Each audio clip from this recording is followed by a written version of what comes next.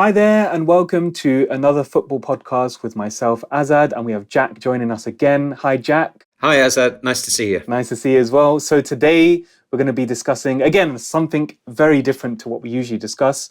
It's about football, of course, because it's a football podcast, but we're going to be speaking about what we usually eat or drink, or both, right? During the matches while we're in the stadiums, if you go to the stadium, right, what do you usually eat, Jack?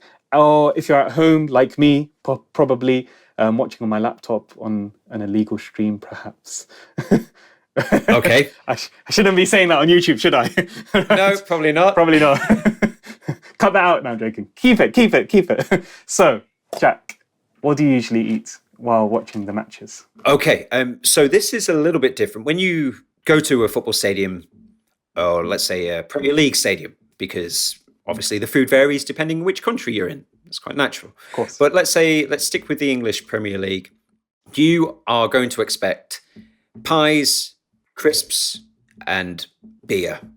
That's the typical diet. So you're not expecting a very healthy menu, basically. I don't actually really enjoy eating at Manchester United. The food is notoriously bad at Old Trafford. They really need to improve it.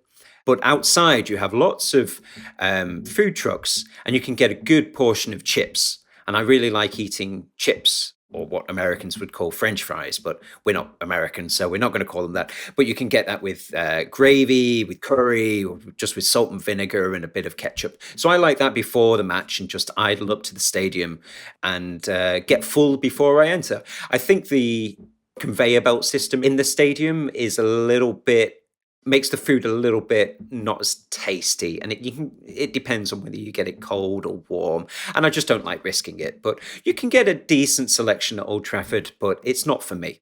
And I think you have the problem with the pricing. Maybe if you get it from outside the stadium, it's a bit cheaper. Perhaps if you get it inside the stadium, you're kind of stuck.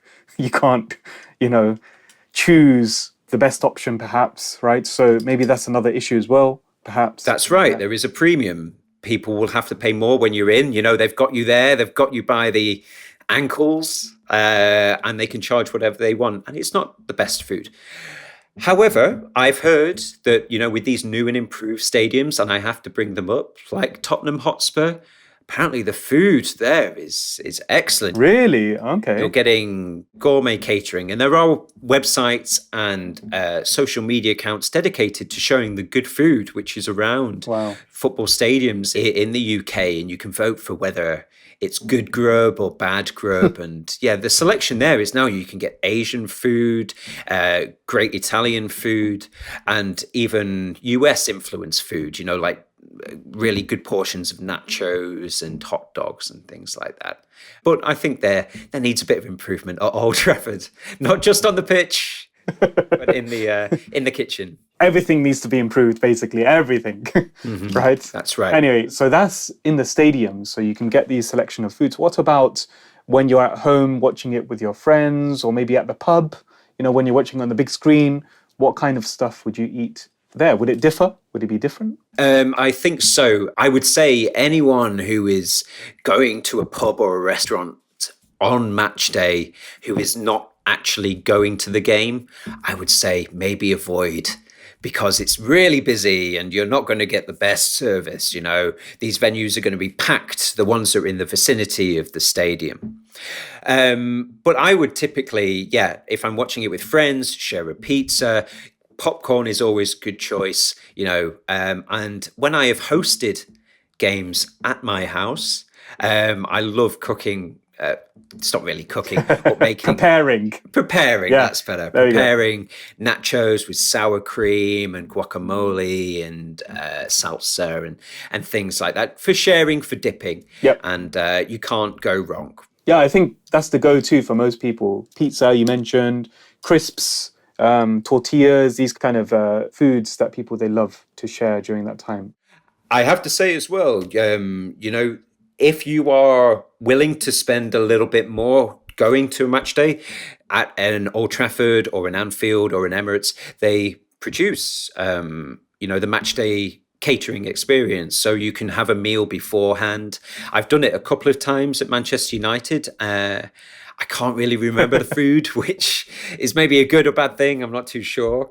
But you can, arrive a little bit early. You get fed with a nice 3-course meal, a starter, a main, and a dessert, and then shown to your seat. So a lot of people opt for that option. But they are often what Roy Keane, our former captain, used to refer to as the prawn sandwich eating brigade. And that is a sort of derogatory term for the people who are paying a lot of money but not really contributing to the atmosphere and basically insinuating that they're not real fans. They're not real fans. Thanks for that, Jack. That's really funny. I've never heard of that before. That's Roy Keane's words, not mine. Yeah, that's Roy Keane's. Not mine. Okay, the famous player for Manchester United, of course, right? Okay, what do you guys say? What do you guys have while you're watching at home, perhaps? If you go to stadiums, if you go to other stadiums, baseball stadiums, maybe you're watching football. Yes, Jack, would you like to? I would like to know, what would they like to eat at the stadium? Obviously keep it within the realms of realism. You're not going to get like a giant turkey or anything like that. But what do you want to see? You're going to Tottenham, or you're going to Chelsea. You're going to the stands. What do you expect to see, or what do you think would make the match day experience better for you? That would be great to see. So I would love to see some comments related to food in today's episode, and to let us know what you would like to have in these teams. Thanks for that input, Jack. And join us again for another podcast next time. Goodbye. Goodbye.